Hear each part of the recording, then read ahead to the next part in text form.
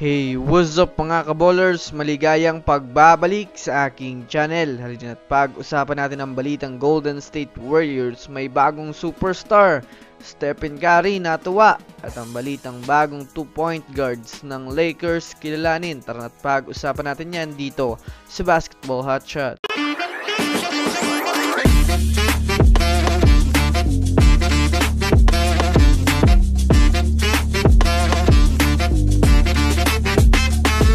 Una nga muna tayong dumako mga kaballers sa balita patungkol sa kupunan ng Los Angeles Lakers. Well, sa kasalukuyan nga po mga kaballers, dahil nga po sa naging pagkatalo ng Lakers sa naging laro nila sa Clippers ay bagsak pa rin nga po sila mga kaballers sa Western Conference. Kung susumadahin nga natin mga kaballers, marami-rami na nga pong mga players ang tinatarget ng Lakers ngayong trade season. Ito ay dahil na rin naman sa gusto na nga po ni Rob Pelinka na makakuha ng bagong player na magdadala ng malakas na impact sa Lakers at makakatulong ito may angat ang kupunan sa Western Conference. And speaking of malakas na impact mga kaballers, ay masasabi nating superstar nga talaga ang tinatarget nilang makuha bago mag-trade deadline.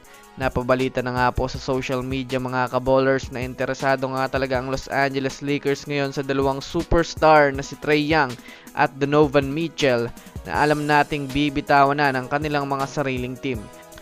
Pero ang pinakamatunog nga po dito ay si Trae Young dahil ayon nga po mga kaballers sa NBA Insider na si Adrian Wojnarowski, nakikipag-usap na nga daw ang Lakers sa Atlanta Hawks pag-finalize ng gagawin nilang trade. Kaya abang-abang na lang tayo mga kaballers sa update patungkol dito.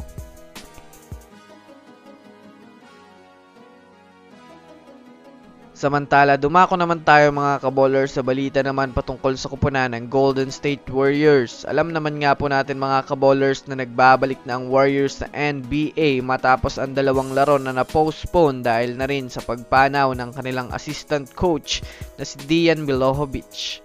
Kahit man nga po nagluluksa ang kanilang team ay pinilit pa rin nilang mag-move forward at ialay ang kanilang laban kanina para kay Coach Decky. Kaya naman sa pagkakapanalo nga po mga kaballers ng Golden State Warriors kanina kontra sa kupunan ng Atlanta Hawks ay inuulan na naman nga sila mga kaballers ng suporta, lalo pat napakaganda nga po ng performance na ipinapakita ng buong team, lalong-lalo na itong si Jonathan Kuminga. Pinasaya nga nito si Stephen Curry sa pag-break niya ng panibagong record sa NBA. Bukod pa dyan, tinatawag na nga po ng mga fans ng Warriors si Kuminga na bagong superstar na nga daw ito ng team. Well, sa ipinapakitang laro nga po mga kaballers ni Jonathan Kuminga kanina ay talagang maihahambing na natin ito sa mga star caliber na player sa NBA dahil na rin sa naging average at sa naging mataas na porsyento nito sa field. Kapag nagtuloy-tuloy nga po ito mga kaballers ay tiyak na siya na nga talaga ang papalit kay Andrew Wiggins. So yun lamang mga kaballers, yan lang naman na pag-uusapan natin ngayon. Pindutin ang subscribe and hit nyo na rin ang notification bell para sa mga susunod na updates sa mundo ng basketball. Again, this is Basketball Hotshots. Thanks for watching.